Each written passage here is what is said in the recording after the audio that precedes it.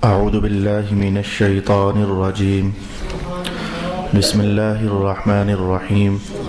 ونضع الموازين القسط ليوم القيامة فلا تظلم نفس شيئا وإن كان مثقال حبة من خردل أتينا بها وكفى بنا حاسبين. صدق الله مولانا العظيم.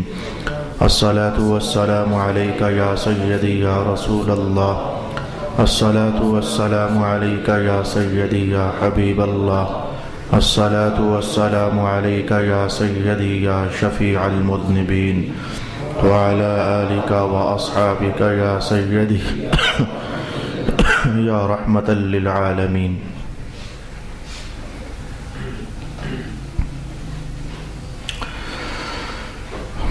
اور ہم قیامت کے دن انصاف کی ترازو رکھیں گے، سو کسی شخص پر بالکل ظلم نہیں کیا جائے گا، اور اگر کسی کا عمل رائی کے دانہ برابر بھی ہوا تو ہم اس کو لے آئیں گے اور ہم حساب کرنے کے لیے کافی ہیں. صدق اللہ مولانا العظیم. اللہ رب العالمین کے فضل سے میزان عدل کے عنوان پر رسول پاک صلی اللہ علیہ وآلہ وسلم کی روشن اور منور اور تابندہ باتوں اور کلام سے ہم رہنمائی حاصل کر رہے تھے کہ بروز قیامت جو میزان عدل ہے اس کے معاملات اور اس کی معلومات کیا ہیں. تو اس پر گفتگو کے 2 حصے ہم یوں سماعت کر چکے ہیں. بات کو ذہن میں حاضر کرنے کے لیے 2-4 جملوں میں عرض کرنا چاہوں گا. پہلی بحث ہم نے احادیث شریفہ کی روشنی میں یہ سماعت کی تھی کہ اعمال کے تلنے کا انداز کیا ہوگا. جواب یہ نکلا کہ کچھ لوگوں کے اعمال یوں تولے جائیں گے کہ جن کاغذوں اور رجسٹرز میں وہ لکھے ہوئے ہیں تو اچھائیوں والے کاغذ اچھائی والے پلڑے میں رکھ دیے جائیں گے، برائیوں والے کاغذ برائیوں والے پلڑے میں رکھ دیے جائیں گے. یعنی کاغذ تلیں گے تو یہ سمجھو کہ اعمال ہی تلے. ایک طریقہ یہ تھا. کچھ دوسرے لوگوں کے حق میں رسول پاک صلی اللہ علیہ وآلہ وسلم نے یہ بات ارشاد فرما دی کہ اعمال کو ایک شکل دے دی جائے گی، ایک جسم دے دیا جائے گا. تو اچھے اعمال ایک خوبصورت اور منور جسم کی صورت میں ایک پلڑے میں ڈال دیے جائیں گے، اور برے اعمال ایک بدصورت جسم کی صورت میں گناہوں والے پلڑے میں ڈال دیے جائیں گے. ساری بحث میں نے 2 جملوں میں آپ کے سامنے بیان کر دی. گزشتہ نشست میں ہم نے یہ عنوان سیکھا تھا کہ قیامت کے میدان میں ایک تو یہ کہ لوگ 3 طرح کے ہوں گے. کچھ وہ ہوں گے جن کے برے اعمال ہوں گے ہی نہیں، وہ دنیا ہی میں صاف صوف ہو چکے تھے تو ان کا تو حساب ہی نہیں ہے، وہ سیدھے جنت میں. کچھ لوگ وہ ہوں گے جن کے ہوں گے ہی برے اعمال، جیسے کہ صرف کافر، خالص کافر، تو وہ تو سیدھے دوزخ میں اتار دیے جائیں گے. تیسری قسم کے لوگ وہ ہوں گے کہ جن کے اعمال مختلط ہوں گے، جیسے کہ ہم عام مسلمان، اچھائی بھی ہو گئی، برائی بھی ہو گئی، غلطی بھی ہو گئی، کوتاہی بھی ہو گئی، تو ان کے پھر تلائیاں ہوں گی. حقوق اللہ کے حوالے سے تو اللہ تعالیٰ اپنے حقوق معاف فرما سکتا بھی ہے، کئیوں کے معاف کرے گا بھی، جس پر رحم کرے گا اس کے معاف کر دے گا. حقوق العباد کے معاملے میں ہم نے جس کی گالی کی ہوگی، چغلی کی ہوگی، مال کھایا ہوگا، حق دبایا ہوگا، تو رسول پاک علیہ السلام نے وہاں رک کر فرمایا کہ اس بندے کا معاملہ ذرا خراب ہے، اس کی نیکیاں اٹھا کر کے تو دوسروں کے حوالے کر دی جائیں گی، حقداروں کے حوالے، اور ان کے گناہ اٹھا کر اس کے پلے ڈال دیے جائیں گے. یہاں پہنچ کر سرکار دو عالم علیہ السلام کی آنکھوں میں آنسو آ گئے تھے. اتنی محنت کرنے کا اس غریب کو کیا فائدہ ہوا؟ اتنی نمازیں پڑھنے کا اس غریب کو کیا فائدہ ہوا؟ اتنی بندگی ریاضت عبادت کرنے کا اس غریب کو کیا فائدہ ہوا؟ پھر یکا کہ یہ بھی حضور رحمت عالم نے فرمایا کہ کچھ انہی طرح کے لوگوں میں سے ایسا بھی ہوگا کہ اللہ اپنا فضل ظاہر کرنا چاہے گا تو انہیں فرمائے گا اوپر دیکھو نا. وہ اوپر دیکھیں گے، یہ جو حق لینے والے تھے، اوپر دیکھیں گے تو محلات نظر آئیں گے، تو پوچھیں گے مولا یقین کے ہیں؟ جواب دیا جائے گا جو بھی اس کی قیمت ادا کر دے گا تو قیمت یہ بنتی ہوگی کہ تم اپنا حق اس غریب کو معاف کر دو، میں تمہیں وہ جنت عطا فرما دوں گا. یہاں تک کہانی ہم سماعت کر چکے ہیں. آج کی نشست میں ہم میزان عدل کے حوالے سے جو بحث کرنا چاہیں گے اور سیکھنا چاہیں گے وہ یہ ہے کہ میں گزشتہ بار ٹائٹل اور عنوان آپ کے لیے چھوڑ کر گیا تھا کہ یہ تلائی کرنے کا مقصد کیا ہے اور فائدہ کیا ہے. اللہ تعالیٰ کو تو ویسے ہی پتہ ہے کہ میرے اعمال صالحہ زیادہ ہیں یا میرے اعمال سیئہ زیادہ ہیں، تو یہ تلائی کرنے کے مقاصد فطرت کیا ہیں. آج ہم اس پر محدثانہ کلام سماعت کرنا چاہیں گے. بلکہ میں کہتا ہوں کہ یہ لکھوایا بھی تو تھا نا، اللہ تعالیٰ نے لکھوایا بھی تھا، ویسے بھی اسے پتہ تھا. پھر یہ جو لکھے ہوئے اعمال اس کے دربار میں پہنچتے رہتے ہیں، پھر بھی اسے پتہ تھا. تو پھر بھی تلائیاں ہوں گی، یہ پھر بھی تلائیاں، بلکہ میں نے آپ کو وہ حدیث بتائی کہ قبر میں ہم جب سب پہنچیں گے تو حدیث پاک میں آتا ہے کہ ہم میں سے ہر ایک بندہ اپنی زندگی میں جو بھی اچھا برا کر کے قبر میں گیا ہوا ہوگا تو وہاں اس سے اس کے ہاتھوں سے بھی لکھوایا جائے گا، تو خود لکھ تو کیا کر کے آیا ہے۔ یہ 15ویں سپارے کا بیان ہے، میں نے آپ کو یہ بھی سنایا۔ لیکن پھر بھی اللہ تعالیٰ میزان لگائے گا، وَنَدَعُ الْمَوَازِينَ الْقِسْطَ، بلکہ میزان لگانا اتنا ضروری کہ فرمایا وَالْوَزْنُ يَوْمَئِذٍ الْحَقُّ، اس دن بالکل پکی بات ہے، حق بات ہے کہ تلائی تو لازمی ہوگی۔ اب یہ مقصد اس میں کیا ہے؟ وَالْوَزْنُ يَوْمَئِذٍ الْحَقُّ فَمَنْ ثَقُلَتْ مَوَازِينُهُ، جس کے اچھے اعمال زیادہ وہ خوشی کی زندگی میں ہوگا۔ آئیں آج ہم یہ بحث سیکھنا چاہیں گے۔ اس پر محدثین نے پہلا کلام یہ کیا، توجہ کے ساتھ سننے کے لائق ہے۔ حاصل بیان پہلے بتا دوں آپ کو، حاصل بیان، لیکن شاید میں حاصل بیان نہ بتا سکوں، وہ مشکل ہے۔ ایک آدھ جگہ تو حاصل بیان کہنا ممکن ہوگا محدثین کی بحث کے ماتحت، لیکن ہر جگہ حاصل بیان مشکل ہے۔ لگی ہاتھوں سیکھتے ہی ہیں، حاصل بیان مشکل ہے، وہ 5 6 7 جہتیں ہیں، تو کس کس جہت پر میں حاصل بیان کہنا چاہوں گا۔ یہ دیکھیں میرے بھائی، جب کچھ لوگ ایسے ہوں، اعمال تلانے کا مقصد یہ ہے کہ پہلی حکمت تمہیں پتہ لگ جائے، جن کے اعمال ہیں انہیں پتہ لگ جائے۔ کیوں؟ جن کے اعمال ہیں انہیں پتہ لگ جائے کہ اچھے ہمارے یہ ہیں، برے ہمارے یہ ہیں۔ کیوں انہیں پتہ لگ جائے؟ ہم میں سے میں اور آپ، ہم سب ایسے ہیں کہ اگر کوئی بندہ ہمارے اوپر آبجیکشن کرے کہ تو نے یہ غلطی کی ہے، تو اول تو ہم مکرنے کی کوشش کرتے ہیں، ہم نے یہ کام کیا ہی نہیں ہے۔ حتیٰ کہ قیامت والے دن کافر لوگ اللہ کے دربار میں مکرنا چاہیں گے۔ میں قرآن پڑھتا ہوں آپ کے سامنے، کہیں گے واللہ ربنا ما کننا مشرکین، اے اللہ تیری قسم ہم نے شرک کیا ہی نہیں تھا۔ اللہ کے دربار میں کھڑے ہو کر مکرنا چاہیں گے، صاف صاف انکار کرنا چاہیں گے۔ تو انسان کی یہ عادت ہے، غلطی نہ کی ہو پھر تو مکرتا ہی ہے، پھر تو وہ کہتا ہی ہے، لیکن کی بھی ہو نا تو کتنے لوگ ایسے ہیں وہ کرنے کے باوجود انکار کر دیتے ہیں۔ اب جب فیصلہ ہونے لگا، اگر تلائی کے بغیر اللہ تعالیٰ اپنے علم کے مطابق کسی بندے کو دوزخ میں بھیجے، چل بھائی جا دوزخ میں، تو وہ تو کہے گا ظلم ہو رہا ہے، میں نے کچھ کیا ہی نہیں ہے، میرے گناہ کدھر ہیں، کس گناہ کی بنیاد پر مجھے دوزخ میں بھیجا جا رہا ہے۔ تو اب سمجھے اس موقع پر رب کائنات فرمائے گا چلو بھائی اس کی اعمال لاؤ نا، ذرا ترازو میں اس کے سامنے ڈالو، اس کے اعمال لاؤ اور ترازو میں اس کے سامنے ڈالو۔ اچھا اس کے اعمال جو اس کے ہاتھوں کے لکھے ہوئے تھے، فرشتوں کے لکھے ہوئے تھے، وہ اچھا ایک طرف ڈالے جائیں گے، برے ایک طرف ڈالے جائیں گے۔ تو اسے خود اپنی نظروں سے جب دکھے گا کہ واقعی میرے تو گناہ زیادہ ہیں، تو اسے وہ آبجیکشن کرنے کی اجازت نہ دی جائے گی اور اس کا اتمام حجت ہو جائے گا، اس کا منہ بند کر دیا جائے گا کہ دیکھ اگر ہم تجھے دوزخ میں بھیج رہے ہیں تو یہ ظلم نہیں ہے بلکہ تیری بنتی ہی دوزخ ہے، اس لیے بھیج رہے ہیں۔ یہ ایک فائدہ اور ایک حکمت محدثین نے ارشاد فرمائی۔ کوئی بندہ قیامت کو یہ کہہ نہ سکے کہ ہم نے تو گناہ کیا نہیں تھا، چونکہ مجھے اور بھی کہنی ہے، لہذا مجھے لگا یوں کہ پہلی بات میں کوشش کر پایا ہوں کہ سمجھ آ جائے۔ اب میں دوسری بات کی طرف اپنی گفتگو کو لے جانا چاہوں گا۔ کچھ لوگ ایسے ہیں کہ ان کے گناہ زیادہ ہوں گے تو نیکیاں ان کی کم ہوں گی۔ تو قیامت والے دن کے بارے میں یہ حدیث میں کتنی بار بتاؤں آپ کو کہ اللہ تعالیٰ نے عدل بھی کرنا ہے، انصاف بھی کرنا ہے، لیکن اظہار فضل بھی تو کرنا ہے، اظہار رحمت بھی تو کرنا ہے۔ تو اب کچھ لوگوں کے اعمال اس لیے تولے جائیں گے کہ انہیں جب جنت میں داخل کیا جائے گا، تو میں نے خود حدیث کے الفاظ پڑھے کہ کچھ لوگ اس گھمنڈ میں ہوں گے کہ جنت ہماری بنتی تھی اس لیے دی جا رہی ہے۔ یہ میں نے خود حدیث کے الفاظ پڑھے، میں اس کے اشارہ آپ کے سامنے کرتا ہوں، مختصر اشارہ کرتا ہوں، میرے پاس ابھی وقت کی فرصت ہے۔ امام جلال الدین سیوطی نے اس حدیث کو نقل فرمایا۔ آپ نے فرمایا کہ ایک بندے نے پہاڑ کی چوٹی پر 500 سال عبادت کی، تو وہ پہاڑ سمندر کے بالکل وسط میں تھا، آسے پاسے کوئی آبادی نہیں تھی، تو پانی بھی سمندر کا پینے کے لائق نہیں تھا، کھارا اور نمکین۔ تو اللہ پاک نے اس پہاڑ کی کھو میں نیچے سے ایک انگلی برابر چشمہ اس کے لیے جاری کیا ہوا تھا، جس میں سے پینے کے لائق پانی نکلا کرتا تھا۔ اس پہاڑ کے اسی چشمے کے پاس اللہ نے ایک انار کا پودا اگایا ہوا تھا، جس میں ہر دن انار لگا کرتے تھے، ناغہ ہوتا ہی نہیں تھا۔ تو وہ بندہ 24 گھنٹوں کے بعد چوٹی سے نیچے اترتا اور اتر کر کے تو وہ تازہ وضو کرتا اور انار کھاتا، واپس جا کر پھر وہ عبادت کرنے لگ جاتا۔ تو حضور نے فرمایا کہ ہمیں اس کا منظر دکھایا گیا، تو قیامت کو اللہ نے کہا اسے لے جاؤ میری رحمت سے جنت میں، تو وہ کہے گا نہیں نہیں، رحمت سے نہیں، میرے عمل کی وجہ سے جنت دو مجھے۔ رب کائنات نے کہا روکو ذرا ابھی اس کا چیک کر لیتے ہیں کہ اس کے عمل کی وجہ سے جنت بنتی ہے کہ نہیں بنتی. روک لیا گیا. رب کائنات نے پوچھا تجھے بنایا کس نے؟ مولا تو نے. تو 500 سال عبادت کرنے کی طاقت کس نے دی؟ کہا مولا تو نے. روزانہ انار کس نے تجھے دیا؟ مولا تو نے. کڑوے پانیوں کے اندر سے میٹھا چشمہ تجھے کس نے دیا؟ مولا تو نے.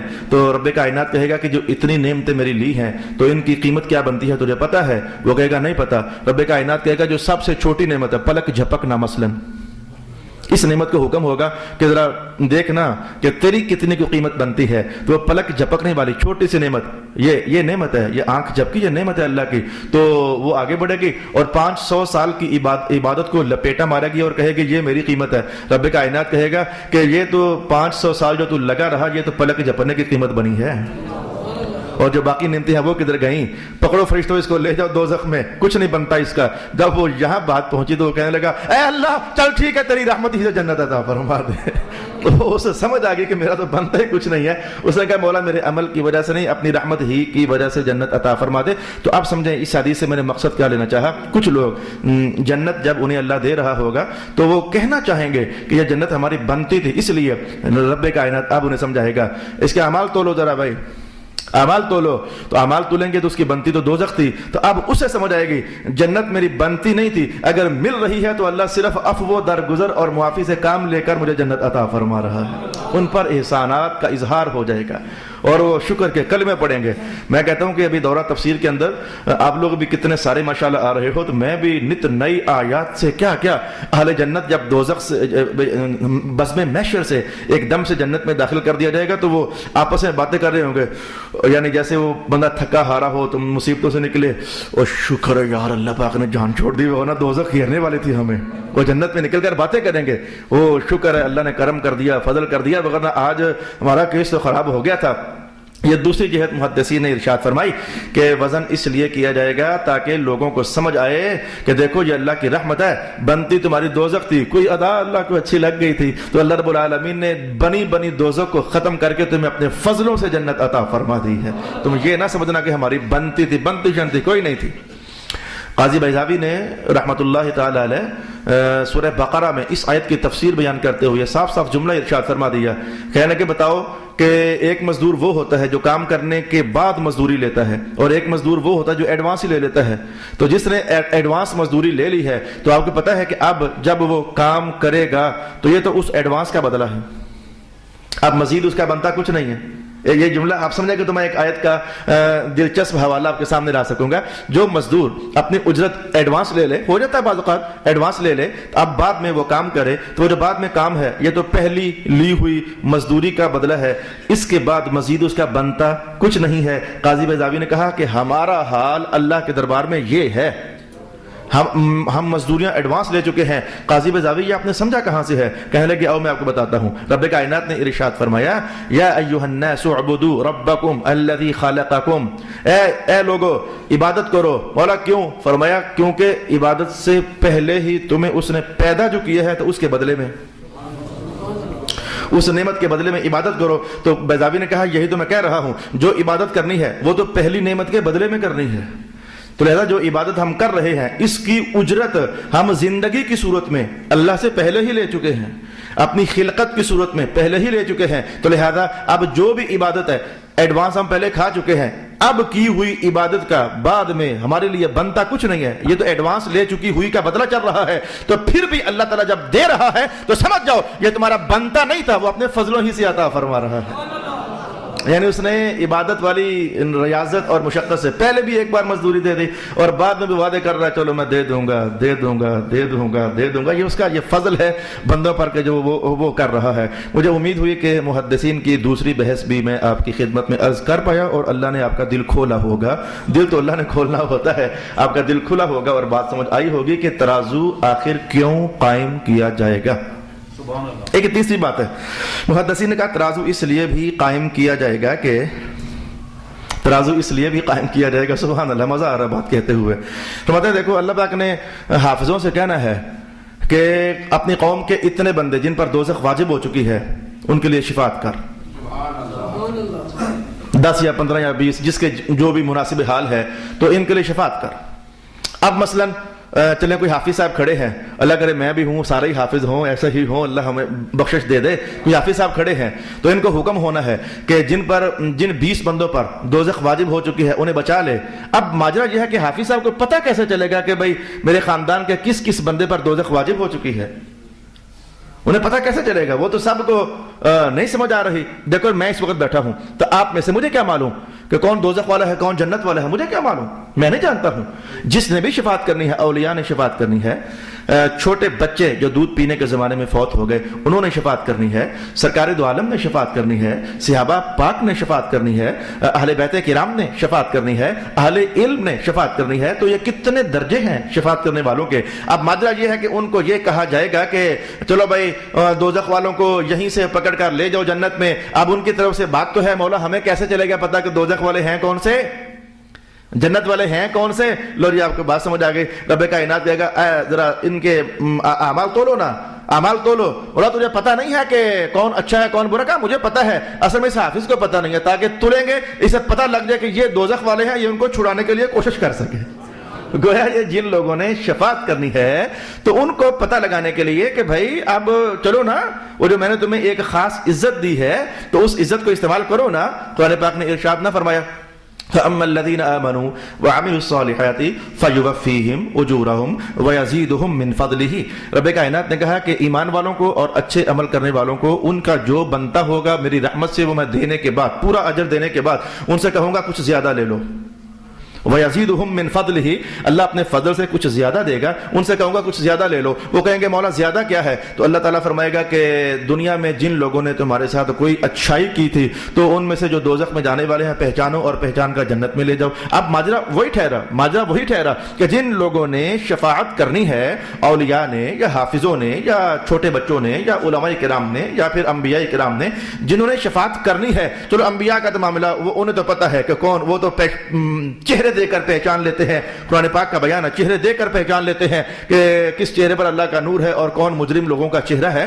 تو لیکن جن لوگوں نے شفاعت کرنی تھی ان کو معلومات پرووائڈ کرنے کے لیے، یا یوں کہہ لو کہ انہیں ڈیٹا فراہم کرنے کے لیے کہ یہ ہے سلپ تیرے رشتہ داروں کی کہ جن کو ہم نے دوزخ میں ڈالنا ہے، چل اب وہ ہماری اسپیشل دی ہوئی عزت استعمال کر اور ان میں سے جس کو چاہتا ہے پکڑ، ہم اسے جنت میں داخل فرما دیتے ہیں۔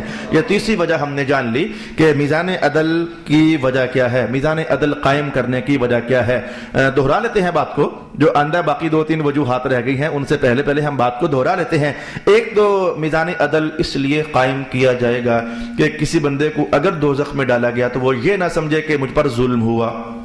دوسرا، میزان عدل اس لیے بھی قائم کیا جائے گا کہ جس کو جنت میں بھیجا گیا تو وہ کہیں یہ نہ سمجھے کہ یہ میری بنتی تھی، یہ میری بنتی تھی اس لیے دے دی گئی۔ تو رب کائنات تلائی کر کے بتائے گا دیکھ لے، دیکھ بنتی تیری دوزخ تھی، یہ محض ہماری کرم نوازی ہے اور فضل ہے اور رحمت ہے کہ ہم نے تجھے جنت عطا فرما دی ہے۔ 2 وجہ ہوئی، اور تیسری وجہ یہ ارشاد فرمائی گئی کہ جن پاکیزہ ہستیوں اور لوگوں کو اللہ نے اذن شفاعت دینا ہے تو اب ان کو بھی تو پتہ ہونا چاہیے نا کہ شفاعت میں کن کی کریں۔ بھائی ہم جیسے لوگوں کو اگر اللہ تعالیٰ اپنے فضلوں سے جنت دے دے اور ساتھ ہی حکم فرما دے مجھے اور آپ کو کہ بخشواؤ بھائی، تو ہم کہیں جنت والوں ہی پر ہاتھ نہ رکھتے پھرے کہ مولا اسے بخش دے، کہا جائے گا یہ تو پہلے ہی بخشا ہوا ہے، فرق ہو گیا نا۔ تو انہیں پتہ لگ جائے کہ بھئی یہ جنت والے ہیں، یہ تو گئے، یہ ہیں دوزخ والے، تو ان کو اگر بچانا چاہتے ہو تو آگے بڑھ کر کے تو ان کی شفاعت کر دی جائے۔ میں تو اس حدیث کے یہ الفاظ پڑھ کر حیران تک رہ گیا کہ اللہ کے دربار میں بعض اوقات ایک مختصر ترین ایک اور حدیث یاد آ گئی، جب لفظ مختصر منہ سے نکلا ایک اور حدیث یاد آ گئی۔ رسول اللہ علیہ السلام نے فرمایا کہ چھوٹی سے چھوٹی نیکی بھی ہو تو اسے چھوٹا نہ سمجھو، چھوٹے سے چھوٹا گناہ بھی ہو تو اسے چھوٹا نہ سمجھو۔ یہ چھوٹی چھوٹی نیکیاں تمہارے کل قیامت کو اتنی کام آئے گی۔ تو مجھے اب یہ حدیث میں نے پہلے کہہ دی، اب میں وہ جو پہلے کہ مختصر ترین اس نعمت پر میں حیران پریشان رہ گیا کہ حضور پاک علیہ السلام نے فرمایا کہ قیامت والے دن ایک صاحب جنت میں جب جا رہے ہوں گے تو کوئی بندہ ان کا دامن پکڑ لے گا۔ دامن پکڑنے کا معنی کہ ان کے سامنے آ رہے گا، بھائی جی، بابا جی، مولانا صاحب، علامہ صاحب، حافظ صاحب، قاری صاحب، تم مجھے بھول گئے ہو آج؟ تو یہ کہیں گے کیا تو نے کیا کیا تھا؟ وہ پانی والی حدیث مشہور ہے کہ پانی پلایا تھا، وہ نہیں، وہ بھی بہت بڑی چیز ہے۔ کہ وہ کہیں گے حدیث کے الفاظ، وہ کہے گا کہ ایک دن آپ استنجا کرنے جا رہے تھے تو میں نے آپ کی عزت کی خاطر مٹی کا ڈیلا آپ کو پکڑایا تھا۔ یہ حدیث کے الفاظ پڑھ کر یقین جانو آپ کو بھی حیرت ناک ہی ہونا پڑے گا. حد ہو گئی ہے رحمت کی یار, حد ہو گئی ہے رحمت کی. ایک مٹی کا ڈھیلا پکڑوایا تھا تو اللہ تعالیٰ فرمائے گا وہ پھر صاحب اللہ کی بارگاہ میں, مولا یہ کہہ رہا ہے کہ مجھے میرا بندوبست کر, میں نے مٹی کا ڈھیلا دیا تھا. تو اللہ اپنے اس محبوب بندے کی عزت کی خاطر کہہ دے گا چل کہہ رہا ہے تو لے جاؤ پھر جنت میں, اسے اپنے ساتھ کہہ جو رہا ہے تو لے جاؤ. اب اسے نیکی کی جو ہے. اللہ اکبر. یہ میں نے تیسری وجہ آپ کے لیے بیان کر دی. چوتھی وجہ کیا ہے؟ میزان عدل کو قائم کیے جانے کی چوتھی وجہ کیا ہے؟ آپ کو پتہ ہے کہ رسول اللہ علیہ السلام کی ایک شان یہ ہے, ہم جب دعا کرتے ہیں اذان کے بعد, اللهم رب هذه الدعوة التامة والصلاة القائمة آت محمدا الوسيلة والفضيلة والدرجة الرفيعة وابعثه مقاما محمودا. اے اللہ تعالیٰ حضور پاک کو مقام محمود عطا فرما. مقام محمود کا معنی کہ حضور اس مقام پر فائزوں کے ساری ان کی حمد و ثنا کریں, ان کی تعظیم کریں, ان کی عزت بجا لائیں. تو آج ہزاروں لاکھوں لوگ رسول اللہ علیہ السلام کی عزت اور تعظیم سے بھاگے ہوئے ہیں, بلکہ کافر لوگ حضور کو مانتے ہی نہیں ہیں. تو وہ حضور رحمت عالم کو کچھ سمجھتے ہی نہیں ہیں. ابھی رات کے دور تفسیر کے اندر کیا آیا, وہ کہنے لگے کہ کیا ہم اس نعوذ باللہ کہتے ہوئے ڈر لگتا ہے, لیکن قرآن کے الفاظ میں پڑھنے لگا ہوں, تلاوت کرنے لگا ہوں کہ کیا اس مجنون بندے کے کہنے پر, رسول اللہ کی طرف اشارہ کیا, اس پاگل کے کہنے پر ہم کئی خداؤں کو چھوڑ دیں اور ایک خدا کو ماننے لگ جائیں. یہ رات کے سبق کے الفاظ ہم نے پڑھے تو اتنی اس قدر بغض عداوت رسول اللہ علیہ السلام کے خلاف کہ مقام سمجھے ہی نہیں. تو اب قیامت والے دن اللہ پاک نے یہ ان کو سمجھانا ہے, جب رسول اللہ علیہ السلام ادھر سے پکڑ پکڑ کر جنت میں, ادھر سے پکڑ پکڑ کر جنت میں, انہیں پکڑ پکڑ کر جنت میں, میزان عدل فیصلہ دوزخ کا انہیں دوزخ میں لے جایا جا رہا ہوگا تو بزم محشر والے دیکھ رہے ہوں گے. تو ایسے میں مصطفیٰ کریم علیہ السلام, آپ کے صحابہ, اہل بیت جب دوزخ میں جانے والوں کو پکڑ پکڑ کر جنت میں داخل کر رہے ہوں گے تو جیسے اللہ اپنی شان کے مطابق ان منکروں کے سامنے اظہار کر رہا ہوگا, وہ تم تو کہتے تھے کہ میرے محمد کا مقام نہیں ہے, دیکھو نا آج ان کا کیا مقام اور توقیر ہے کہ ان کے کہنے پر دوزخ والوں کی دوزخ معاف کر رہا ہوں نا میں. یعنی نتیجہ کیا نکلا, شفاعت کرنے والوں کا مقام رفیع ان بزم محشر والوں پر واضح کر دیا جائے گا. جن لوگوں کو اللہ نے مقام قرب دیا, مقام خاص دیا, تو ان کا مقام خاص اس کا اظہار ہوگا. یہ تو صرف شفاعت ہو گئی, اور بھی بڑی بڑی نیکیاں ہیں کہ جن کی بنیاد پر اللہ تعالیٰ ان لوگوں کی عزتوں کو ظاہر کرے گا. مثلا میں بات کھولنے کے لیے یہ حدیث کہتا ہوں آپ کے لیے. رسول پاک علیہ السلام نے فرمایا کہ قیامت والے دن لاکھوں لوگ سواریوں پر بیٹھ کر نا تو جنت کی طرف جا رہے ہوں گے, اور ان سب کے آگے, حضور کو تو پتا تھا, فرمایا ان کے سب کے آگے بلال ہوں گے. اچھا تو محشر والے کہیں گے یہ کون لوگ ہیں, بڑے اونچے اونچے موجے ہیں ان کی, جناب سواریوں پر بیٹھے ہوئے جنت کی طرف جا رہے ہیں, کون لوگ ہیں؟ تو ان سے کہا جائے گا یہ سارے اذان دینے والے لوگ ہیں. اب یہ اذان دینے والوں کے لیے یہ اسپیشل عزت کا اظہار ہوا نا, کہ باقی پیدل ہیں اور یا گھوڑوں پر بیٹھ کر یا اونٹوں پر بیٹھ کر یا جو سواری بھی اللہ انہیں دے گا, تو وہ جناب علی دگڑا دگڑا دگڑا جنت کی طرف جا رہے ہیں. تو ان کو اس شان کے ساتھ لے جانے میں باقیوں کو لگا نا پتا کہ حضرت بلال کا مقام کیا ہے, اذان دینے والوں کا مقام کیا ہے. یا جیسے کہ یہ حدیث, جنت ہے بس ٹھیک ہے کافی ہے, کہا نہیں حافظ صاحب قرآن پڑھنا شروع کرو اور بلند ہونے شروع ہو جاؤ. بھئی جنت مل گئی تو کافی ہے, کہا نہیں کافی نہیں, آپ ایسا کرو قرآن پڑھنے لگ جاؤ تو اوپر چڑھنے لگ جاؤ. اب بندہ جوں بلند ہوتا ہے تو آپ کو پتا ہے کہ لوگوں کی نظر میں آتا ہے, دنیا میں بھی دیکھ لو, آخرت بلند. اب یہ بلندی کی طرف لے جانا اصل میں یہ اظہار ہے کہ دیکھو جس بندے نے میرے مصطفیٰ کے قرآن کو سینے سے لگایا تھا آج اللہ اسے کتنا اونچا فرما رہا ہے. گویا میزان عدل قائم کرنے کی چوتھی وجہ جو محدثین نے ارشاد فرمائی اور مفسرین نے ارشاد فرمائی وہ یہ ہے کہ جو صاحب مقام لوگ ہیں, صاحب شفاعت لوگ ہیں, صاحب عزت لوگ ہیں, تو اللہ پاک ان کو ذرا بالکل اونچا فرما دے اور لوگوں کو معلوم ہو جائے. پانچویں وجہ کہتے ہوئے ڈر لگ رہا ہے, خطرناک وجہ ہے, خطرناک وجہ ہے, کہتے ہوئے ڈر لگ رہا ہے. میرے بھائی کہنے سے پہلے اللہ سے معافی مانگتے ہیں, اللہ تعالیٰ ہمیں معاف فرما دے. آپ کوئی معاف کرے, خاص کر ہم محراب نشینوں کا معاف کرے. آپ لوگ ہمیں چنگا سمجھتے ہو, یہ اچھے ہیں, نیک ہیں, یہ اور وہ ہیں. صوفیاء کے اندر ان کی صفوں میں گھسنے والے کچھ ایسے لوگ وہ صوفی نہیں ہوتے, لیکن ہم پبلک پھر بھی انہیں عزت دیتی ہے. کچھ لوگ تقوی کا لباس پہن کر پھرتے ہیں, لوگ انہیں پھر بھی عزت دیتے ہیں. کچھ لوگ پگڑیاں سجا کر گھومتے ہیں, لوگ انہیں پھر بھی عزت دیتے ہیں. جو اس کیٹیگری کے لوگ ہوں گے کہ لوگ انہیں بڑا معزز سمجھتے ہوں گے اور وہ اندر کھاتے انتہائی خناس لوگ ہوں گے, اندر کھاتے ہیں. بھائی میرے حضور نے فرمایا تو ہے نا, اب ہم اس میں کیا کر سکتے ہیں. لوگ اسے حافظ کہتے ہوں گے لیکن اندر سے وہ خبیث آدمی ہوگا. لوگ اسے پیر صاحب کہتے ہوں گے وہ اندر سے خبیث آدمی ہوگا. لوگ اسے علامہ صاحب کہتے ہوں گے وہ اندر سے خبیث آدمی ہوگا. لوگ اسے مفتی صاحب کہتے ہوں گے وہ اندر سے خبیث آدمی ہوگا. کتنے ہزاروں لاکھوں لوگ ایسے ہوں گے. اب لوگوں کی نظر میں بڑا معزز تھا, مکرم تھا, محترم تھا. لوگ اسے حاجی صاحب کہتے ہوں گے لیکن اندر سے وہ خبیث انسان ہوگا. اب اگر ایسے انسان کو, اللہ کو تو پتہ ہے, اعمال بھی واضح ہیں, اللہ کو پتہ ہے, اگر میزان لگائے بغیر اگر رب کائنات نے سیدھا اسے دوزخ کی طرف پھیر دیا تو آپ کو سمجھ تو آ گئی ہوگی کہ لوگوں کے دل میں خیال تو آئے گا, ہائے میرے مولا یہ تو بڑا پارسا تھا, یہ تو متقی تھا, حاجی تھا, مفتی تھا, عالم تھا, علامہ تھا, حافظ تھا, قاری تھا, یہ تھا, وہ تھا. اے میرے مولا اسے یہ کہیں نعوذ باللہ مولا کہیں ترازو میں کچھ غلطی تو نہیں ہو رہی, یہ ایسے خیالات مولا کوئی خطا وغیرہ تو نہیں ہو رہی, یہ کیا فرشتے کہیں بھول تو نہیں گئے.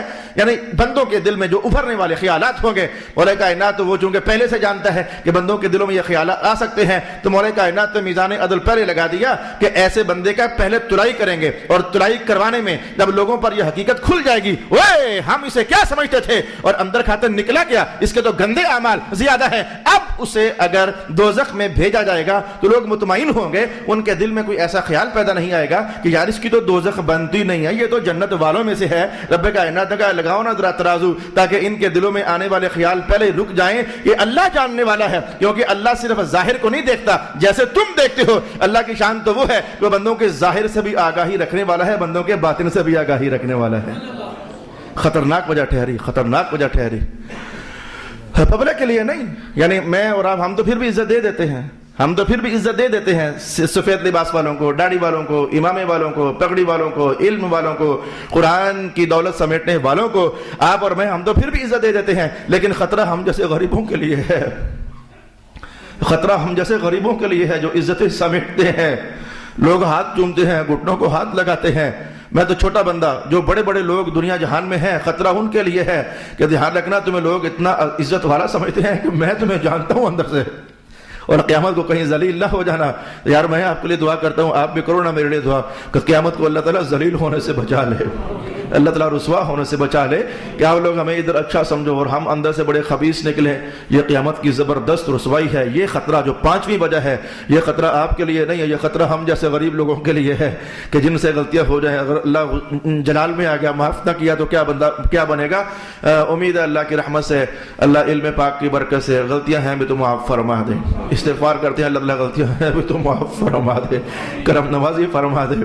لوگ ادھر عزت والا سمجھتے ہیں تو ادھر بھی اللہ عزتیں بچائے رکھے. یہ اللہ کا فضل ہی ہے, ہم غریبوں کا گزارا چل جائے. اگر آپ آزمائش میں کھڑے ہو تو ہم لوگ زیادہ آزمائش میں کھڑے ہیں. اگر آپ دنیا میں امتحان میں کھڑے ہو تو ہم محراب نشین زیادہ امتحان میں کھڑے ہیں. یہ تم لوگ تمہیں سمجھتے کیا تھے اور اندر سے تم نکلے کیا ہو. عافان اللہ عن ذالک, عافان اللہ عن ذالک, عافان اللہ عن ذالک. اللہ اکبر, اللہ اکبر, اللہ اکبر, اللہ اکبر, لا الہ الا اللہ, اللہ اکبر, اللہ اکبر وللہ الحمد. اب ماجرا یہ ٹھہرا کہ وقت انتہائی کم رہ گیا, 1-2 منٹ. تو یہ 5 وجوہات میں نے آپ کی خدمت میں آج بیان کی ہیں.